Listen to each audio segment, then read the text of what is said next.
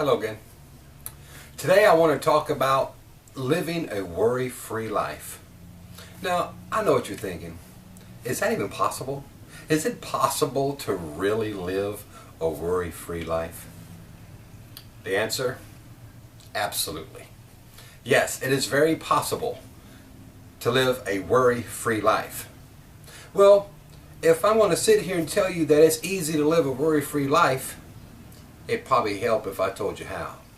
Well, Master Shantideva said it perfectly in a guide to the Bodhisattva's way of life. He said, why worry about something that you do not have the ability to change? And if you do have the ability to change it, do something about it.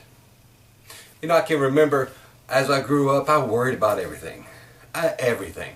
You know, oh my goodness, my light bill didn't get paid. They're going to turn my lights off. And I'd sit and I'd ponder and I'd worry about what'll happen if my lights got turned off because I didn't pay my light bill.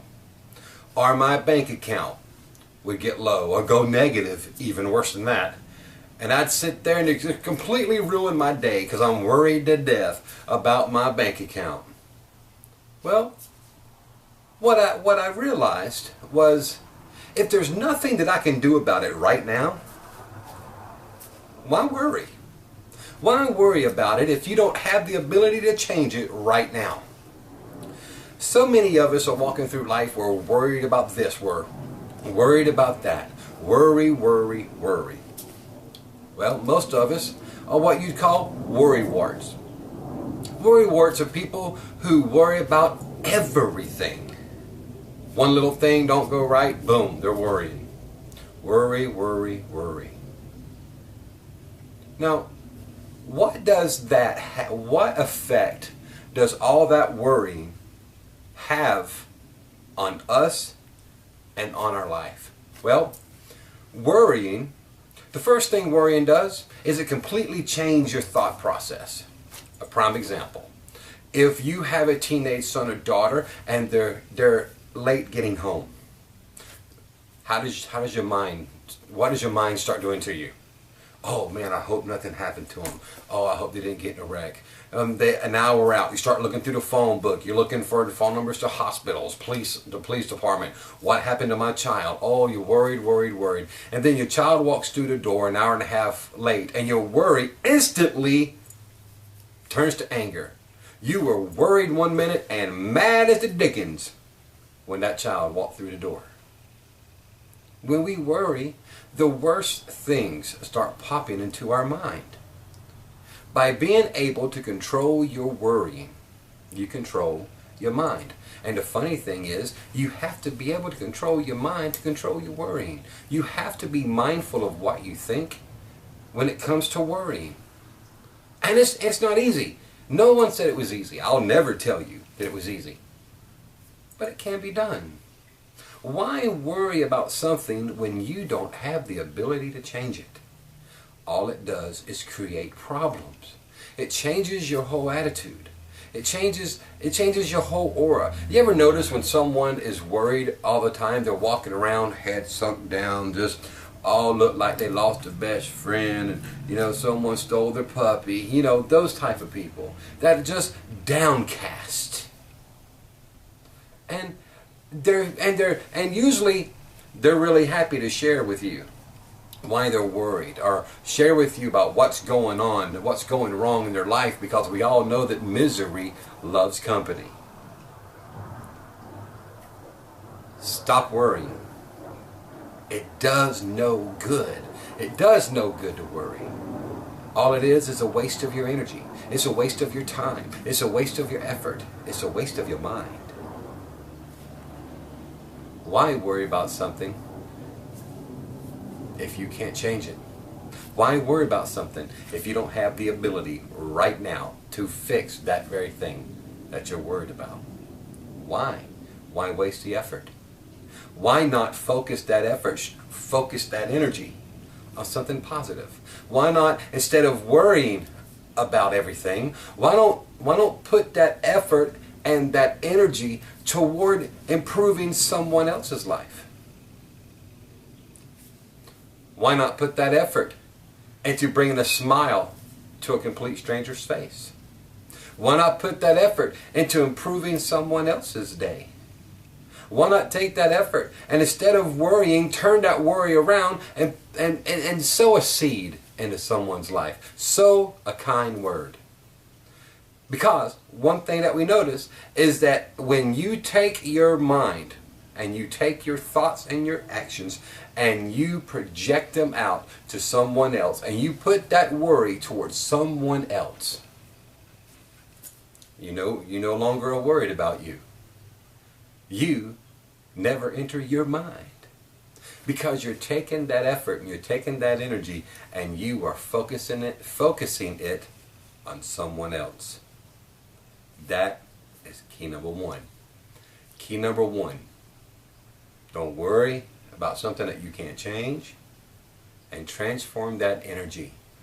Become a helper instead of a helpee. Do what you can to sow a kind word, sow a seed in the mind of someone else. I'll give you a prime example. I was in a local department store here. And you get in line and there's a long line. You're getting ready to check out. And there's 3 or 4 people ahead of you. And the person right in front of you happens to have 3 carts filled with things. So you're going to be there a while. Well, I was standing there and I focused my attention to the actual clerk, the one who was actually scanning the things across the belt, and I started paying attention to her. And I was watching her go through her process of scanning things. She's got her head down and she's scanning things. And when she does look up, the one thing she does not have is a smile. I mean, she never cracked a smile for anyone. All she would do is keep her head down. When it was time, she'd look up and say $141.51. And that was the expression she had. There was no expression. There was no vocal tone. I mean, she was like the teacher on Ferris Bueller's Day Off.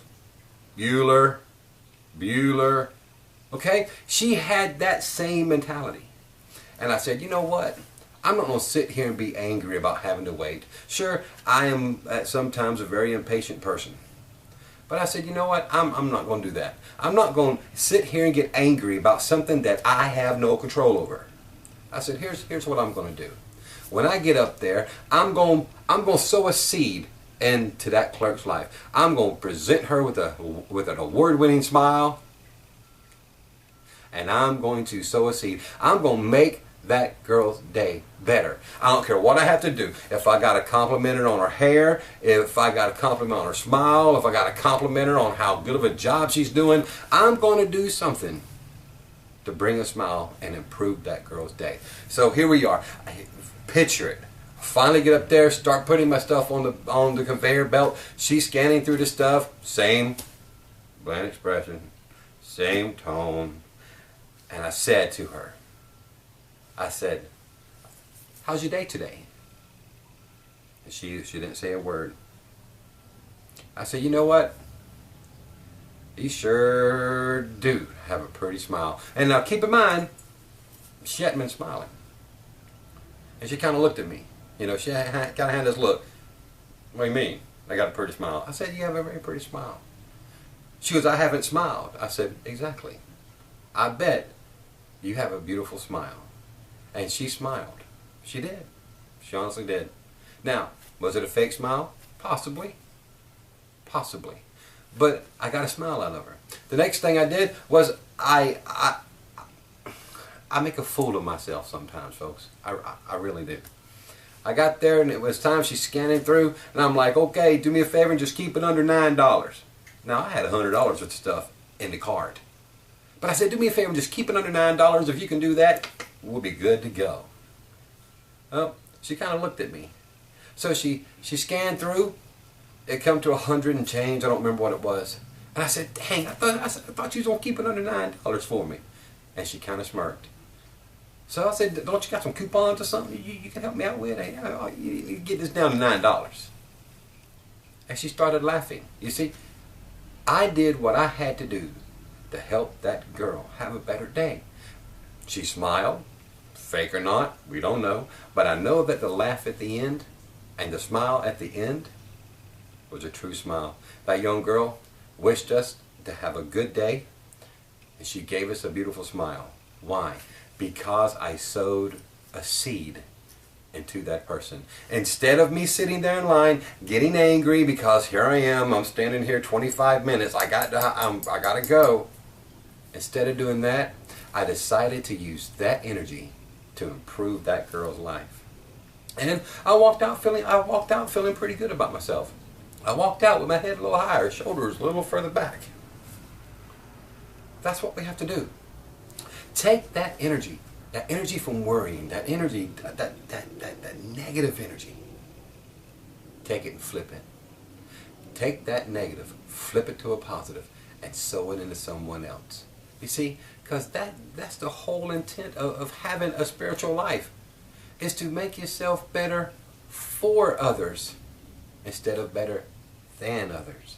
The whole reason for having a spiritual life is so that you can improve the life of other people. And sometimes it's nothing more than just sowing a seed. Sometimes it's nothing more than having a kind word. A compliment of someone. A compliment someone on their clothes. Compliment them on their hair. You see, I have none. Okay? So you couldn't compliment me on my hair. But that's okay. You know, compliment somebody. Take the time. Trust me, they're worth it. And the joy that it brings to you is like no other. Start taking time to sow a seed. Start taking time to improve other people's lives. And I promise you, you can wipe all your worries away. So what? Didn't make the light bill. You know what? So what? Didn't pay the cable bill. Didn't pay the car payment. The bank account is negative. So what? The bottom line is, folks, none of that is going to matter. None of that's going to matter, because there's going to come a time when you're no longer going to be here. You're no longer going to be on this earth, and that is not going to matter. What does it matter if your light bills are paid when you're laying on your deathbed? It doesn't matter. And trust me, folks, I don't mean to sound negative, but we're all going to die. It's given. It's a sign of impermanence. Nothing is permanent, folks. Nothing. So, it's a sign of impermanence. I'll give you a prime example, and I'll close with this. In 1993, I lost my grandmother. I was stationed at West Point at the United States Military Academy. I was a young soldier, just in the Army, and my grandmother passed. The Red Cross got a hold to us to let me know that she'd passed, and I purchased a plane ticket, and I flew home here to Georgia from New York. Went through the whole funeral process, went through the grieving, and it was time for me to head back to New York. I took my flight from right here in Savannah, Georgia, and landed in Charlotte, North Carolina. Did my normal 2, 3, 4 hours. I don't remember how long the layover was. I remember it's pretty long. And finally, the time for my flight had come. I got on my plane, got settled, and we got up in the air.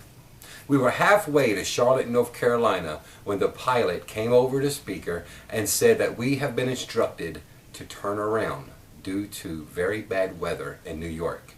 However, we do not have the fuel to turn around and make it back to Charlotte. We're going on in. Right then, nothing else matters. All everybody was thinking about was no fuel to turn around. We're going into really bad weather. Once we got to Stewart International Airport in Newburgh, New York, we began circling the airport. And I remember looking down, and it was snowing so hard that you can barely see the flashing lights. But there were red flashing lights everywhere, from ambulances, from fire trucks. There were yellow strobe lights from snow plows rushing up and down the runway, trying to clear the runway for the only plane allowed to land that evening. And that was the plane that I was on. And I remember looking down and seeing all those flashing lights, thinking, oh man, we're not going to make it. And I began to think, all these people on the plane that you hear small things, small people complaining about the food, or people complaining about someone using their elbow space there on the seat, and bickering and complaining. But you know, it was silent. none of that mattered anymore. We made 3 or 4 circles around the airport there in Newburgh. Finally, the captain come over the speaker and said, okay folks, we're going to give this a try. And he told us all to assume crash positions, meaning put our trays up and put our head between our knees. And that pilot took us down. Now, I remember listening to the man right next to me, and he's praying. And you hear prayers all throughout the plane. Everybody's praying to the God that they believe in. And nothing else mattered. How bad the food was didn't matter. Someone using your elbow space didn't matter. The roughness of the plane ride, it didn't matter. Turbulence didn't matter. Nothing else mattered at that moment when everybody thought this could be the very end. Well, I'm still here, and the pilot did an excellent job. He put the plane down, no problems. We were able to taxi in and get off the plane. And trust me, folks, when I tell you, it was snowing. Now, it don't snow here in southeast Georgia, but let me tell you, that night we got over 2 feet of snow in Newburgh, and that pilot landed that plane beautifully. I'll never forget him. I'll never forget him. But what it did for me is it made me realize nothing else matters. Nothing else matters. Why worry about things that you cannot change? And the things that you can change, do something about it. That's how you live a worry-free life. If you can't change it, don't worry about it. Sow a seed in someone else's life. Take the energy from the worry, turn it into something positive, and sow it into someone else. And if you can do that, I promise you, you will forever live a worry-free life. My name is Tenzin Choedrak. Thank you for watching. I hope that you have a great week this week. I hope that you have a life filled with happiness, a life free from suffering, and from all the causes of suffering. May you forever be surrounded in peace, love, and happiness. Until the next time, take care.